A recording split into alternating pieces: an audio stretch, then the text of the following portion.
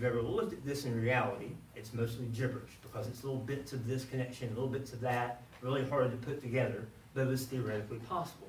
But they just didn't think that somebody would use something with such a decent purpose for nefarious causes, right?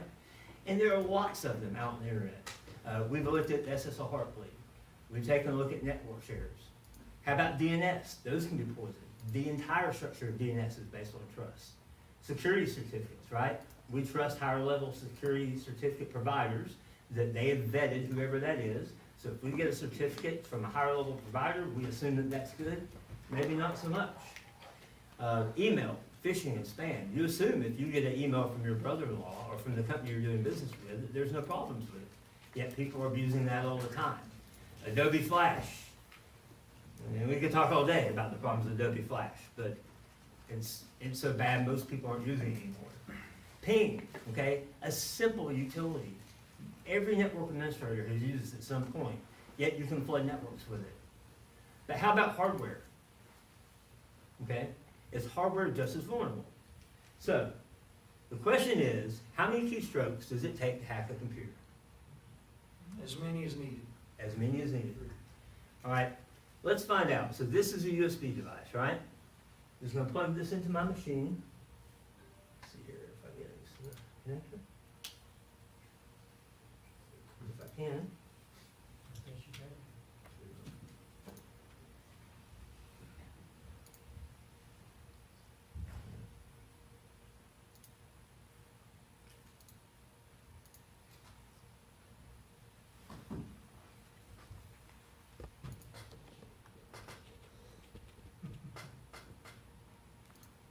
Okay, a very, very simple example.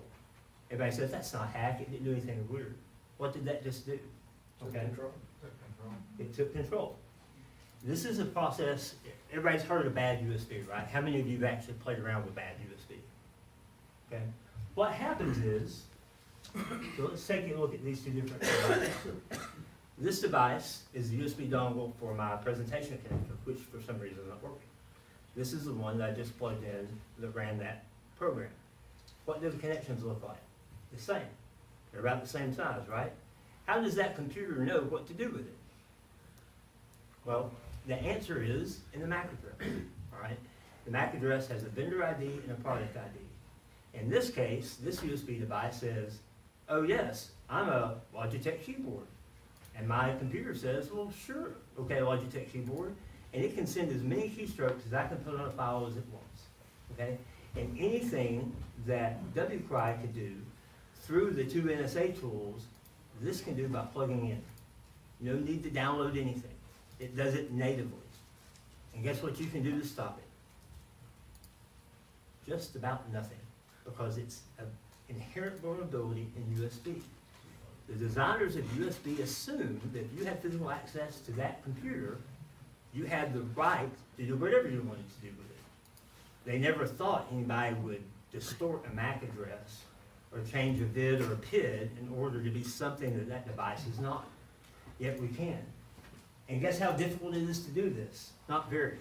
So if you take a look at this USB drive and break it apart, this is what you get. It has a little board with a micro SD storage card, okay? So I can put up to 16 gigs of files on here. A replay button, just in case I want it to run by itself without me taking it out. And it's extraordinarily simple to do. And it's very, very cheap, okay?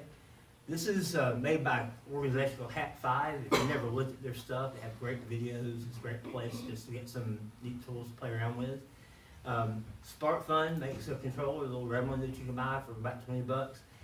But any USB with a PS225103 controller can be reprogrammed so that you can change its VID and PID to do whatever you want to. And then you can put the software on it. And it's simple. You just reflash it. And you can get those for less than $20. And if any of you are interested in playing around with this and want to make your own bad USB, let me know afterwards and I'll send you a link. Okay? How about NSA? Did our own government do anything like this? Anybody ever hear of Cottonmouth?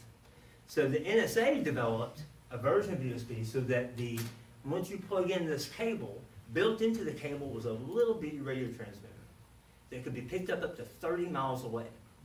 So for example, when I was at TVA, we had all of our devices physically air-gapped from the corporate network. So all of the operating systems, all the industrial control systems in our DAM environment were physically separated. There was nothing to get from the plant to the corporate network. You plug in one of these devices and somebody sits from 30 miles away and can listen to everything you do. It also has a receiver so they could inject malware for that. And we don't know how many hundreds, thousands, or millions NSA put. And of course the NSA would never, ever put these in America's commercial market, right? Thank you for laughing. We also know that the NSA has taken devices from manufacturers like Cisco and had those rerouted to their warehouses. They have soldered chips on there that give them instant hardware level backdoor access into those devices. And all of that thanks to Snowden. So, what do we know then about 0 days, right? What we find out is that this 0 day that we found out of on March the 14th, or March the 14th, this has been around for years, 15 years. There was no zero to it. 15 years this thing existed in the wild. So why is that? Well, let's take a look at this. A bug hunter, why do they find a bug? They find a bug so they get paid, right? A pen tester finds it so you can pay them to fix it. Red teams, whether that's organized crime organizations, whether that's, in the governments, North Korea, China, all the guys we talked about, what they're doing is they're finding these things and they're keeping them. We don't know how many. The term for that, they call it vulnerability hoarding, right? And we don't know how many hundreds or thousands the NSA or China or Iran or North Korea have, but they've known about this forever. Now, if I was the guy that had released wCry, I'd be scared to death every time I see a black helicopter or the lights go out in the house, because there's no telling how many government organizations he is utterly pissed off by making this thing widely known. Because the NSA built 2 tools specifically to exploit that, and have been doing so at their own convenience for almost a decade and a half. And it looks like normal traffic to everybody else. Okay, what this means is that the internet and the architecture of your computer, it's like putting a screen door in a submarine, okay? It's just not gonna work. We keep trying to make something secure that was designed to trust. And that makes our job hard. That's why there will always be vulnerabilities, because they weren't built to be secure operating systems. The internet was not built to be a secure network. They were built to trust and share. And that's why we will always have these problems until we completely re-architect both networking and computer architecture. So, what does this mean to you, right? Well, we're all going, well, we're security practitioners. That means we need to patch stuff, right?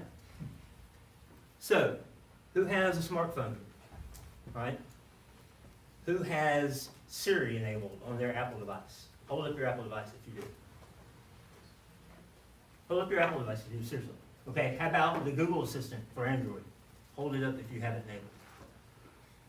Can you trust that? Let's try this. Okay, Google Siri, ISIS, rice cooker bomb. Congratulations, you're all on the NSA watch list. Because guess what the information is doing? What is Apple and Google doing with your information? You don't know. What we do know from Snowden is they're turning a whole lot of this stuff over to the federal government. Okay?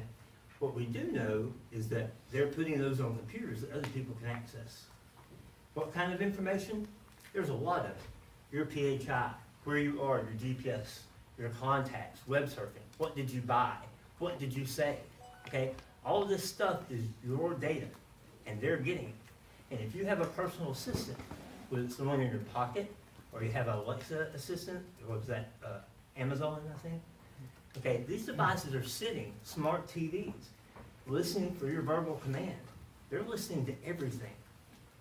Okay? And there's been a lot of research showing that companies are storing this because it is so cheap to store as much data as they want. And your data has value to them. So, those of you that didn't pick up your cell phone, right, were laughing. because we don't do that, we have a personal assistant. How many people have a smartwatch? Okay? What kind of, it's collecting a lot of the same data that your phone is, including your biometric, what your heart rate is, what your pulse is, how far you walk today, how often you exercise, where you sleep, when you sleep, okay? But what happens when we take some of these things together? Your GPS location, your biometric data, where you sleep and what you sleep, there's already been a court case where somebody proved that their spouse was cheating using this information because their spouse was sleeping at a place where a woman was known to live, that he was a friend with, and according to the biometric data, they were able to empirically establish that the activity levels correlated with them having sexual contact. How about there was a guy, a 76-year-old man in poor health, who calls the fire department because he had just climbed out the first floor window of his home, which was on fire. The fire department gets there and finds the guy sitting there with a half-packed suitcase with stuff hanging out of it with his cane. They get the fire out, but not before the house is totally destroyed. Later in court, he was convicted of arson and falsifying evidence for insurance claims because his smartwatch showed his pulse rate never got up above his resting heart rate. And a 76-year-old man with a bad heart couldn't climb out the window carrying his 40-pound suitcase with his cane while the house was on fire without his heart rate going up at all. Okay? They are using this data. So when you take pieces of data and put them together, that's where we get metadata. Data about data.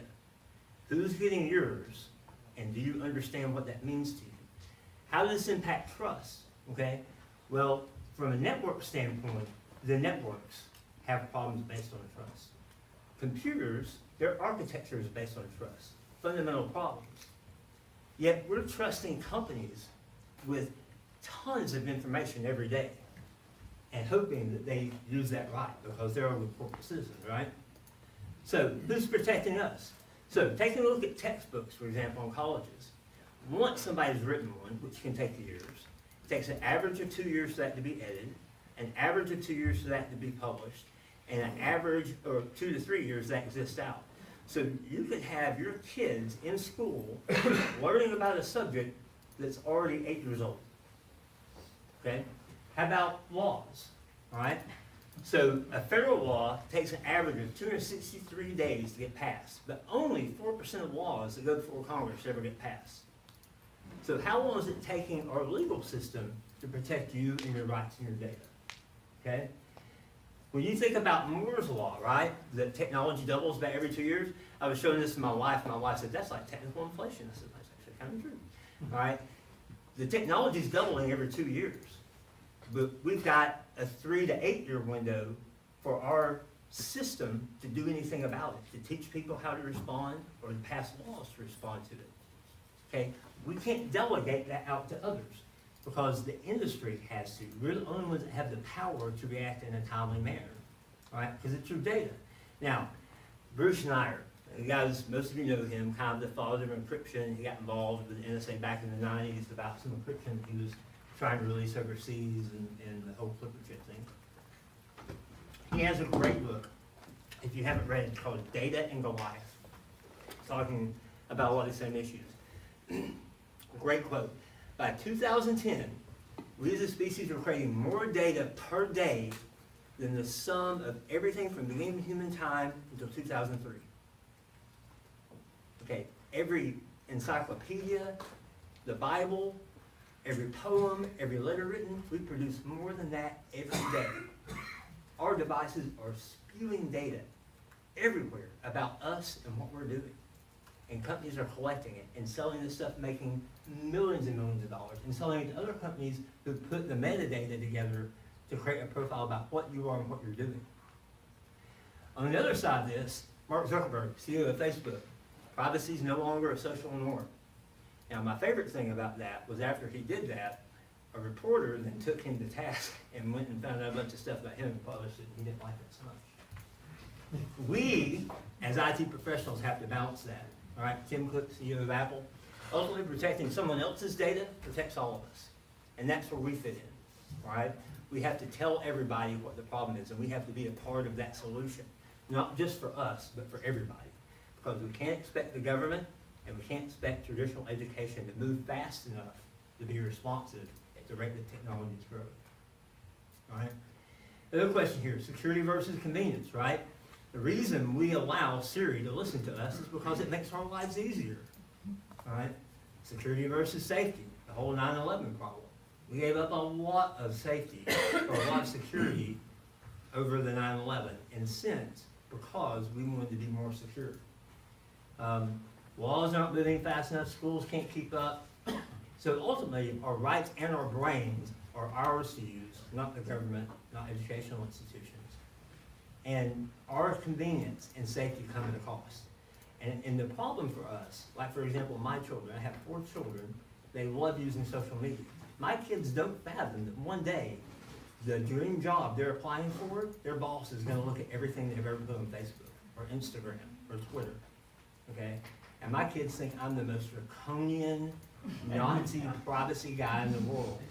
And I said, I want you to write that down. I'm gonna keep all of those. And one day when you're 30, I'm gonna go, and just right in front of you. You can go, yeah, Dad, I get it. But it's true, we have to protect those. Thomas Jefferson said, those who give up essential liberty to purchase a little temporary safety deserve neither. And that's exactly where we find ourselves as a society and as a profession.